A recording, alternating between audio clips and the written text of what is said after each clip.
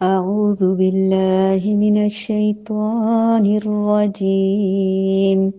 تلك حدود الله ومن يطع الله ورسوله يدخله جنات تجري من تحتها الأنهار خالدين فيها وذلك الفوز العظيم.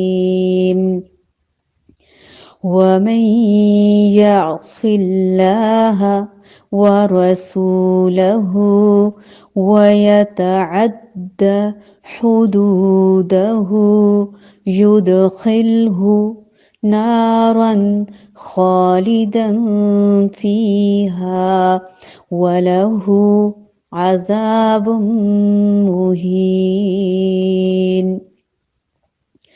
تلك حدود الله ومن يطع الله ورسوله يدخله جنات تجري من تحتها الأنهار خالدين فيها وذلك الفوز العظيم. ومن يعص الله ورسوله ويتعد حدوده يدخله نارا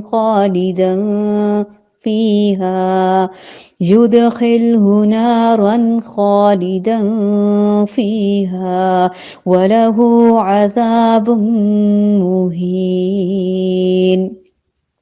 تلک یہ حدود اللہ حدود ہیں اللہ تعالیٰ کی. ومن اور جو کوئی یطیع اللہ اطاعت کرے گا اللہ تعالیٰ کی، ورسولہ اور اس کے رسول کی، یدخلہ وہ داخل کرے گا اسے جنات باغات میں، تجری بہتی ہیں، من تحتہا ان کے نیچے سے، الانہار نہریں، خالدین ہمیشہ رہنے والے ہیں، فیہا ان میں، وذالک اور یہ ہے، الفوز کامیابی، العظیم بہت بڑی. ومن اور جو کوئی یعص اللہ نافرمانی کرے گا اللہ تعالیٰ کی، ورسولہ اور اس کے رسول کی، ویتعد اور وہ تجاوز کرے گا، حدودہ اس کی حدود سے، یدخلہ وہ داخل کرے گا اسے، نارن آگ میں، خالدن ہمیشہ رہنے والا ہے، فیہا اس میں، وَلَہُ اور اس کے لیے، عذاب ہے، مہین ذلیل کر دینے والا، رسوا کر دینے والا، اہانت آمیز. یہ حدیں اللہ تعالیٰ کی مقرر کی ہوئی ہیں، اور جو اللہ تعالیٰ کی اور اس کے رسول صلی اللہ علیہ وآلہ وسلم کی فرما برداری کرے گا، اسے اللہ تعالیٰ جنتوں میں لے جائے گا، جن کے نیچے نہریں بہہ رہی ہیں، جن میں وہ ہمیشہ ہمیشہ رہیں گے، اور یہ بہت بڑی کامیابی ہے. اور جو شخص اللہ تعالیٰ کی اور اس کے رسول صلی اللہ علیہ وآلہ وسلم کی نافرمانی کرے اور اس کی مقررہ حدوں سے آگے نکلے، اسے وہ جہنم میں ڈال دے گا، جس میں وہ ہمیشہ ہمیشہ رہے گا. ایسوں ہی کے لیے رسوا کن عذاب ہے. اب یہاں وراثت کے قوانین کو بہت کھول کھول کر بیان کیا گیا.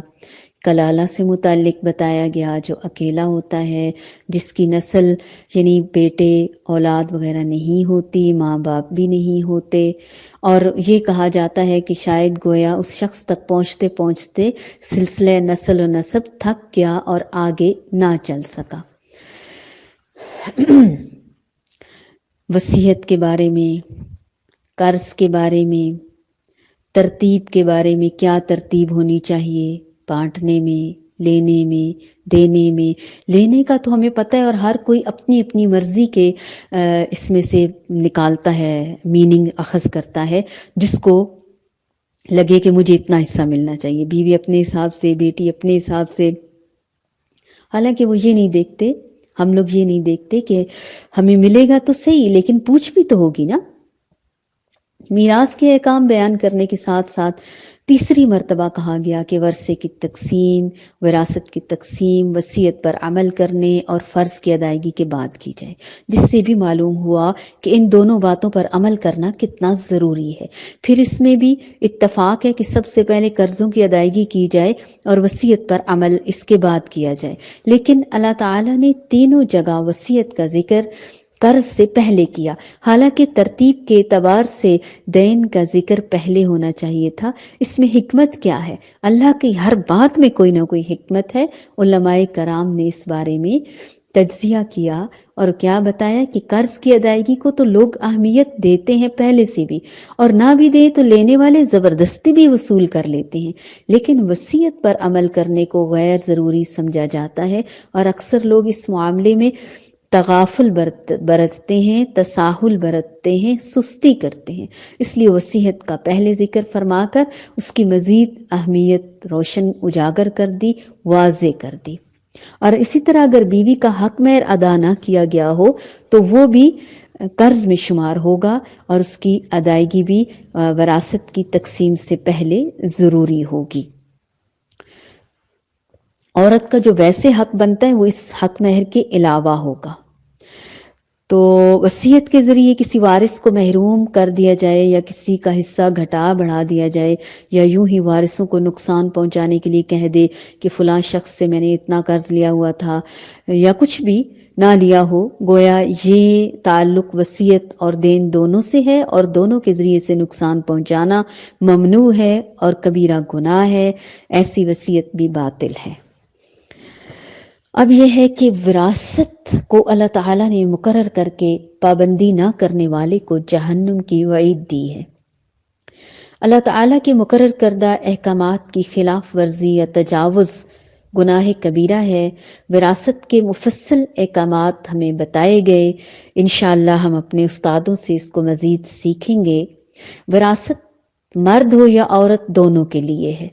میراث ہر صورت میں تقسیم کرنی ہوگی، خواہ کتنی کم کیوں نہ ہو، اور پورا اس کا مال قابل تقسیم ہے، منقولہ ہے یا غیر منقولہ، زرعی ہے یا غیر زرعی، آبائی ہے یا غیر آبائی، تو میراث کا پورا مال قابل تقسیم ہے۔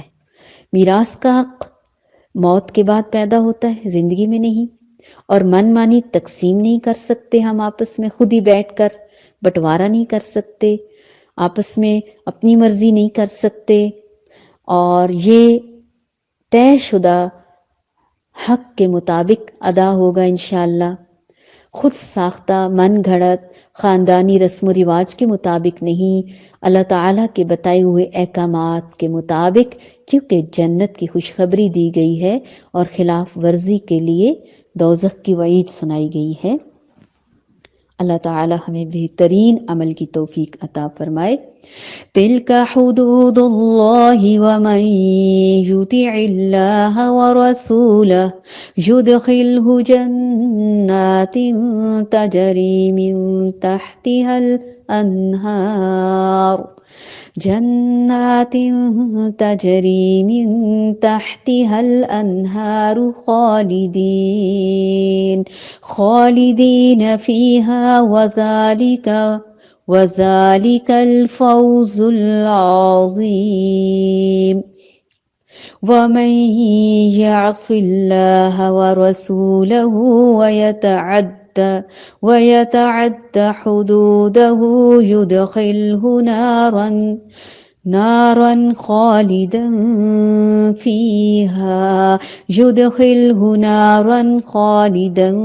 فيها وله عذاب مهين۔